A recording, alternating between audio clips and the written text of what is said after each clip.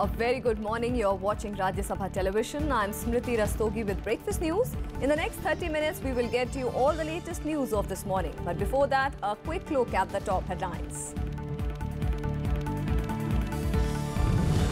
Election Commission seeks factual report from Finance Secretary after Congress says its Gujarat MLAs were intimidated during IT raids against Karnataka minister.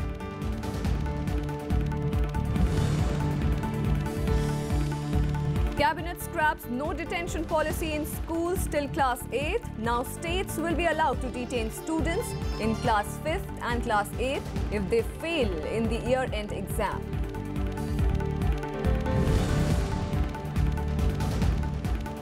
Reserve Bank of India slashes repo rate by 25 basis points at 6%.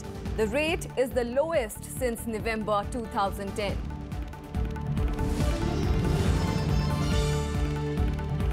US President Donald Trump signs Russia's sanctions bill for its alleged meddling in the 2016 elections. Moscow says the move shows a weakness of Trump administration.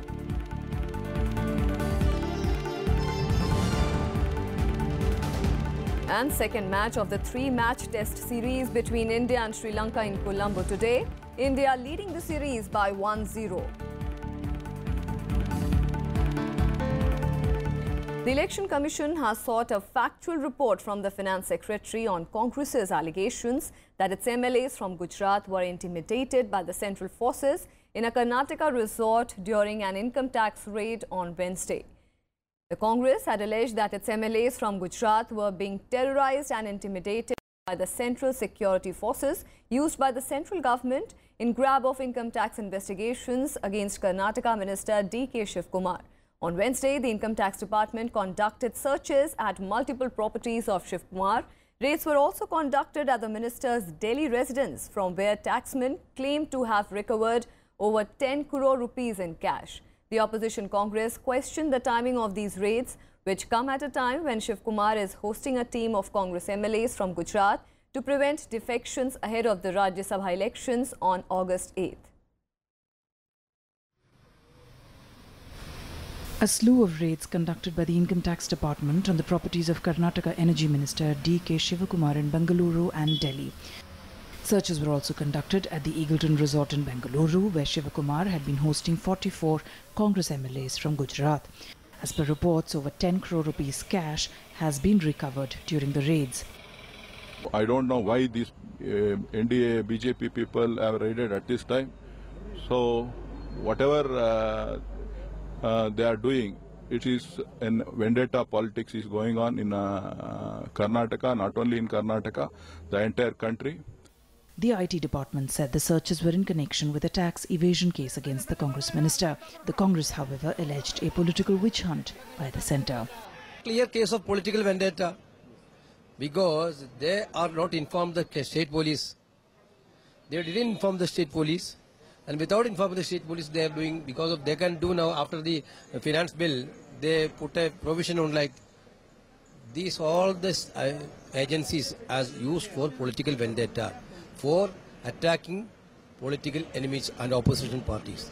Bharatiya Janata party जो राज्यसभा चुनाव में गुजरात में कुछ नहीं कर पाया, हमारा MLAs को पोचिंग करने का कोशिश किया। जब एमएलएस अपना इस पे दूर चले गया तो उधर जाके सेंट्रल फोर्सेस को मिसयूज करके हमारा एमएलएस को थ्रेटन करके और कांग्रेस लीडर्स को टेरराइज करके ये लोग अपना जीत हासिल करने का कोशिश कर रहा है। और ये जो नरेंद्र मोदी जी की सरकार, जो केंद्र सरकार के जो पैरामिलिट्री फोर्सेस है, उसको यूज कर रहा है हमारे एमएलएस को थ्रेटन करने के लिए। ऐसा टेरराइज करने के लिए कुछ फायदा नहीं होगा। अरे कानून नियम सब तोड़ के आप वहाँ जाके ये सरकारी तानाशाही और गुंडागर्दी से आप क्या सोचते कि हम डरेंगे? महंगा पड़ेगा ये सौदा। Congress leader and political advisor to Sonia Gandhi, Ahmed Patel, said the IT raids showed the utter desperation of the BJP to win one seat in the upcoming Rajya Sabha polls in Gujarat. Karnataka Chief Minister Siddaramaiah described it as a political conspiracy. In a series of tweets, he accused the BJP of vindictive politics and said the party won't bow down to intimidation. Congress workers even staged a protest in Bengaluru. The centre, however, maintained its just action against corruption. यदि कोई corruption black money में उलझा हुआ है, वो Congress party उलझी हुई है, और इन सारे विषयों के ऊपर यदि एजेंसीज पूरा इंफॉर्मेशन के साथ और पूरा तथ्यों के साथ वो एक्शन करेंगे, कार्यवाही करेंगे और बाकी विषय करेंगे, then it is an action against corruption. As a routine procedure, whenever there are some financial irregularities and other things, the Enforcement Directorate takes its own course. So this has nothing to do with the other political affairs. The Congress approached the Election Commission asking it to ensure the safety and security of its MLAs from Gujarat ahead of the August 8 Rajya Sabha election in the state. What? Only to win one particular seat in Gujarat? I mean, I think it's really a shame for our democracy. आप रोज संघीय ढांचे की बात करते हैं कि क्या ये फेडरलिज्म का चिन्ह है आपका? क्या ये कोऑपरेटिव फेडरलिज्म है कि आप राज्य सरकार को बिना पूछे हुए वहां सेंट्रल फोर्सेस भेज दो? Widely seen as the chief troubleshooter for the Karnataka Congress, D.K. Shivakumar was tasked to look after the MLAs from Gujarat by the party's central leadership. Bureau Report, Rajya Sabha TV. And the issue of income tax raids against the Karnataka minister on Wednesday morning resonated in the Rajya Sabha as well. Congress accused the government of misusing state agencies to keep an eye on the Congress MLAs staying at the resort where the raids took place. But Finance Minister Arun Jaitley hit back and clarified that there was no link between the Karnataka IT raids and the Gujarat Rajya Sabha polls. Here are the more details.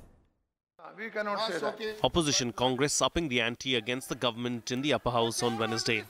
Party MPs claimed that IT searches were conducted at a Bengaluru resort where Congress MLAs from Gujarat were staying since July 30th. Deputy Leader of the Congress in the Rajya Sabha, Anand Sharma, questioned the timing of the IT raids on the Karnataka minister coordinating the stay of the Gujarat MLAs. Our grave concerns over the attempt to derail and hijack elections to the Council of States. That is already misusing here. State authority and power. You cannot raise it every day. Because the MLAs were being abducted, You they had cannot to be raise taken it to a every safer day. Location. Now in Bangalore, where the MLAs are there, since morning they have started income tax raids and ED raids and against the Congress ministers. Leader of opposition Ghulam Nabi Azad claimed that the residences of BJP leaders allegedly indulging in horse trading needed to be searched as well. जो आपकी party के लोग पैसे बांट रहे हैं उन पे रेड करो। ये जो 15-15 करोड़ लोग 15 करोड़ ऑफर कर रहे हैं उन पे उनके घर पे रेड करो। ये इलेक्शन फ्री एंड फेयर होने चाहिए एंड विदाउट फेयर होने चाहिए। ये इंश्योर करना पड़ेगा इस सदन को और इलेक्शन कमीशन को। ये इलेक्शन के दौरान जब इलेक्शन प्रोसेस शुरू हो रहा है 3 दिन इलेक्शन को रहे और डराने के लिए धमकाने के लिए आप गवर्नमेंट ऑफ इंडिया की स्टेट गवर्नमेंट की तमाम एजेंसियां इस्तेमाल की, अब गवर्नमेंट ऑफ इंडिया की एजेंसियां इस्तेमाल कर रहे हैं। ये देश में क्या हो रहा है? ये लोकतंत्र के खिलाफ। Delivering a sharp rebuttal, Finance Minister Arun Jaitley clarified that no search operation was conducted at the resort in Karnataka where Gujarat Congress MLAs have been staying. The concerned individual was, however, taken to his residence and questioned. At the resort, no search at the resort has taken place. No search on any MLA has taken place. A particular minister of Karnataka was being searched. Since he had gone and parked himself in the resort certainly is not an immunity area where he can get an immunity from the laws. And therefore, they have gone there to take him to his residence. He has been now taken to his residence and is being interrogated at his residence. Jaitley's clarification failed to douse the dissent, though, as Congress members moved into the well of the House. Amid sharp verbal exchanges between the Treasury benches and the Congress members, the adjourned the House for 10 minutes. House is adjourned for 10 minutes. Kriti Mishra's report for Rajya Sabha Television. The issue of income tax raids on Karnataka Minister D.K. Shivakumar reverberated in the Lok Sabha as well. Even as the Congress party alleged that these raids were part of a bigger political conspiracy, Finance Minister Arun Jaitley clarified that the offending minister hid at a resort when the raids began. He also claimed that several documents were being destroyed when officials reached the resort. किसी resort पे या किसी गुजरात के MLA पे कोई search tax department की नहीं हुई, उनसे कोई संपर्क नहीं हुआ। ये बात सच है कि कर्नाटक सरकार के एक मंत्री और उनके सहयोगियों के ऊपर कोई इनकम टैक्स की सर्च हुई है। 39 स्थानों पर वो सर्च चल रही है। जब सर्च चलती है, रिकवरीज होती हैं, तो जिस व्यक्ति के खिलाफ होती है उसको कन्फ्रंट किया जाता है, उसका बयान लिया जाता है। उनसे संपर्क करना अब वही संभव था जहां जाकर वो छुपे थे। टैक्स के अधिकारी इसलिए उनका स्टेटमेंट लेना और उनको वहां से अपने घर ले जाना केवल इस पर्पस के लिए रिजॉर्ट में गए। जब वहां पहुंचे तो वे व्यक्ति वहां पर कागज फाड़ रहे थे। वो फटे हुए कागज भी और जो डॉक्यूमेंट्स फाड़ रहे थे वो भी पंचनामा में रिकवर हुए। उनको वहां से लेकर उनके घर पे चले गए। आज इस वक्त वहां पर कोई इनकम टैक्स का अधिकारी नहीं है। इनकम टैक्स डिपार्टमेंट को यूज करके ये कर्नाटक में जो ईगल रिसोर्ट में एमएलए थे, 42 एमएलए, उन एमएलए के डरा के, धमका के, टेरराइज करके वहां पर ईडी के लोगों को वहां पर भेजा है। The Supreme Court will hear a plea moved by the Gujarat Congress challenging the decision to use none of the above or nota option in the upcoming Rajya Sabha polls in the state. On Wednesday, a bench headed by Justice Deepak Mishra agreed to hear the plea after senior advocate Kapil Sibal mentioned the matter before the court and sought urgent hearing. The Congress has said that there is no provision with regard to nota in the Constitution. On Tuesday, the Congress had approached the Election Commission against the use of nota option in the upcoming Rajya Sabha elections, claiming it was violative of the Constitution and electoral laws, but the poll panel maintained that it was not a new direction and was introduced in 2014. Following the Congress, the BJP on Wednesday approached the Election Commission seeking removal of the nota option in the upcoming polls. The Saffron Party said that since there was no secrecy for the voting in Rajya Sabha elections, so the purpose of nota is not of much use. हमें इस बात का भी आश्चर्य है कि election commission ने ऐसा निर्णय लिया है जो अपने आप में असंवैधानिक है। You must remember that this emanates from a PUCL judgment, and the PUCL judgment talks about direct elections in the Lok Sabha. अभी जो राज्यसभा के चुनाव में नोटा जो बैलेट पेपर्स पे डाला गया है उसको लेकर के कई तरह के कन्फ्यूज़न खड़े हुए हैं, क्योंकि राज्यसभा का चुनाव इनडायरेक्ट होता है और इनडायरेक्ट चुनाव में नोटा का प्रोविज़न जो मूल भावना है राज्यसभा के चुनाव की उसको कहीं ना कहीं नुकसान पहुंचाता है। इसको लेकर हम लोगों ने मांग की है कि नोटा तत्काल ख़त्म किया जाना चाहिए। And with that, time for a very short break. More news and updates on the other side. Stay with us.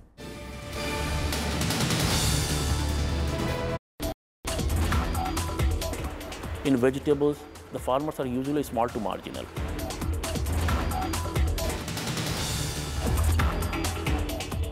Generally, they are procuring seeds from the local shops or local markets.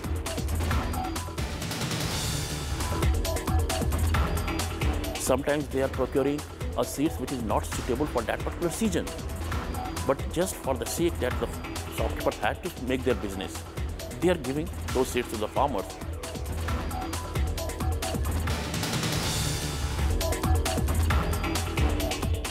Tomato, the national productivity is only 22 tons per hectare, but we are having the potential of even 70 to 80 tons per hectare. Watch Eureka with Dr. Neeraj Singh, Principal Scientist at ICAR, Indian Institute of Vegetable Research, only on Rajya Sabha Television.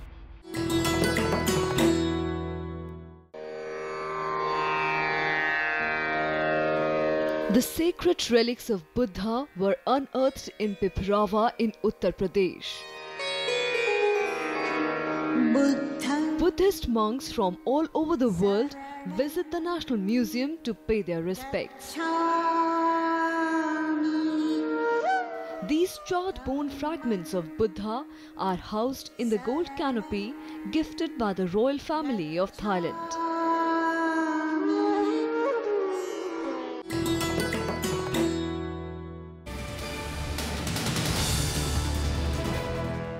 The Union Cabinet chaired by Prime Minister Narendra Modi made several decisions on Wednesday. Let's have a look at these.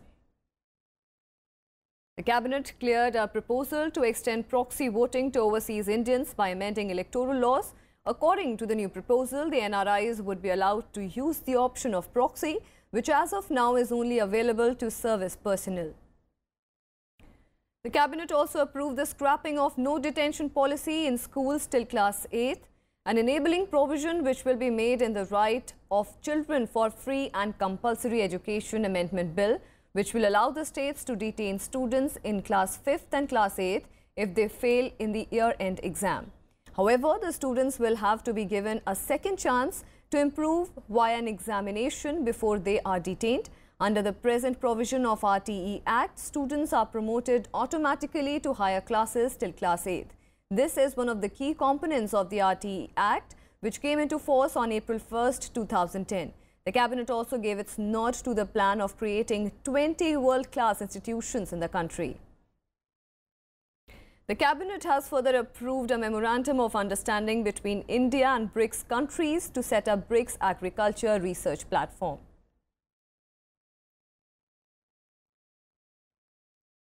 The Reserve Bank of India slashed repo rate by 25 basis points on Wednesday. Softening inflation prodded the RBI to lower repo rate to the lowest since November 2010. RBI has kept the growth forecast unchanged at 7.3% for the current fiscal. Here are the details. The RBI Monetary Panel has paved the way for a possible reduction in EMIs of housing and car loans. In RBI's third bi-monthly policy review this year, repo rate was slashed by 25 basis points to 6 from 6.25%.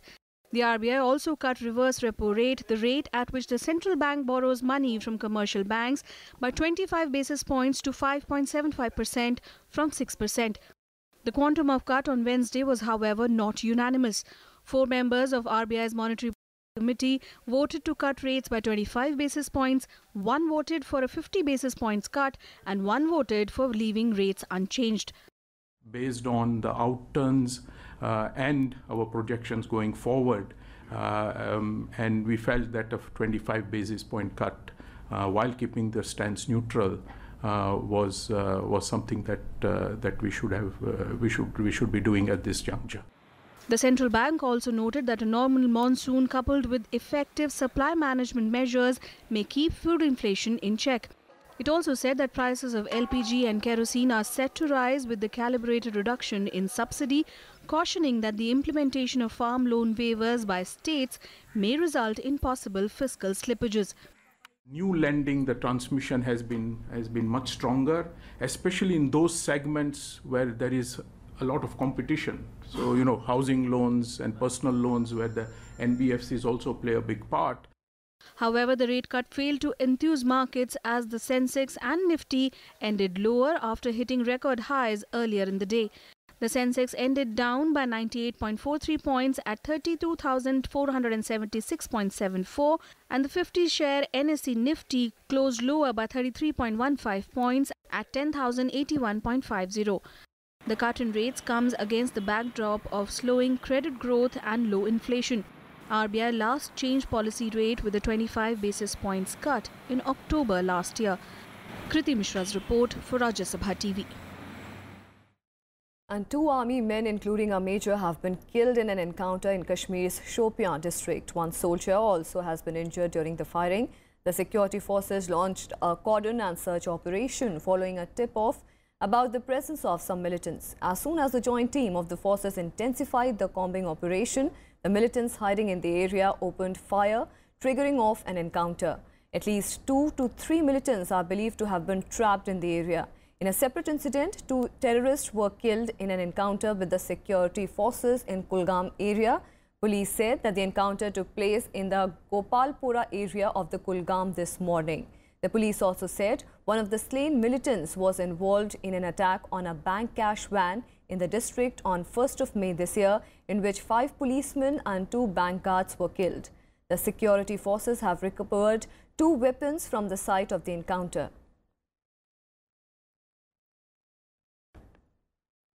And shifting our focus on the international front, President Donald Trump has signed into a law a bill which imposes new sanctions on Russia for their alleged meddling in the 2016 elections. The bill represents a rebuke of the president by giving Congress new veto power to block him from removing Russia sanctions.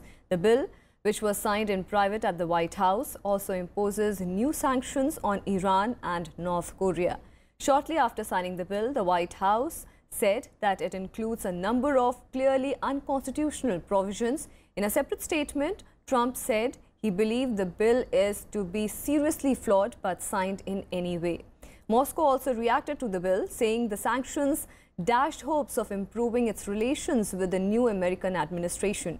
Russian Prime Minister Dmitry Medvedev also said this move meant the US had declared a full-scale trade war on Russia. He further added that it showed that the weakness of the Trump administration. The President signed the Countering America's Adversaries Through Sanctions Act. The President favors tough measures to punish and deter the bad behavior of the rogue regimes in Iran and North Korea. And he also sent a clear signal that we won't tolerate interference in our democratic process by Russia.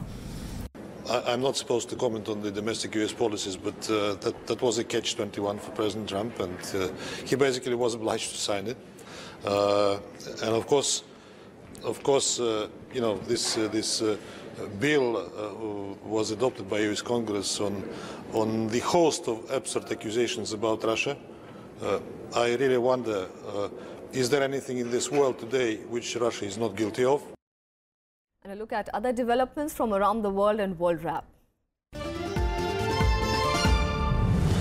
Venezuela's President Nicolas Maduro has moved to swear in a new assembly with extraordinary powers. This even as the firm that supplies Venezuela's voting technology said the official figures in Sunday's elections were tampered with in such a way that the turnout appeared greater than it was. The election of the new super assembly to rewrite the country's constitution has drawn international condemnation as a power grab by President Maduro.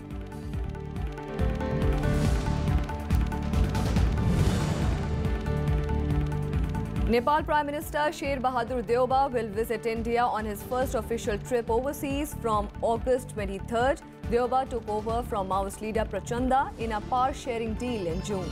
His 5-day state visit will come at the invitation of Prime Minister Narendra Modi. The 71-year-old veteran Nepali politician had played a key role in bringing the Madhes-based parties on board for the second phase of the local level polls held in June.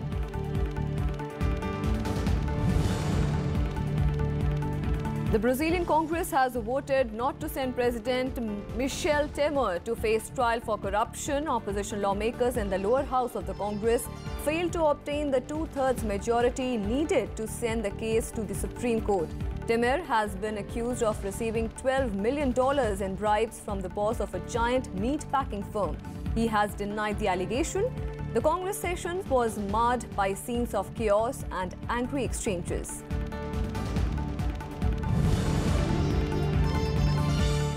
The Islamic State group on Wednesday claimed responsibility for a suicide attack against a Shiite mosque in Afghanistan that left dozens dead. Afghan authorities said earlier that 30 worshippers, including young children, were killed and 64 wounded when suicide bombers throwing grenades stormed the Jawadia mosque near the Iranian border on Tuesday.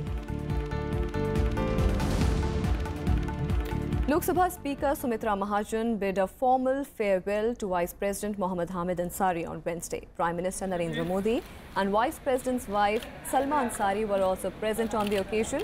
At the dinner function in Parliament House, Speaker Sumitra Mahajan also presented mementos to the vice presidential couple. The guests at the farewell included several BJP chief ministers and many opposition leaders. Vice President Mohammad Hamid Ansari's term ends on August 10th. Madam नीचे down throws down नीचे sir बचपन से लेके और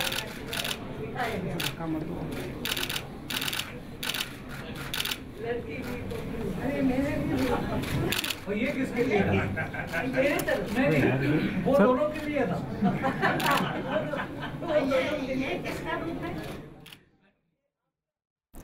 And on to sports news. Indian cricket captain Virat Kohli on Wednesday confirmed that fit again opening batsman KL Rahul will return to the side for the second test against Sri Lanka.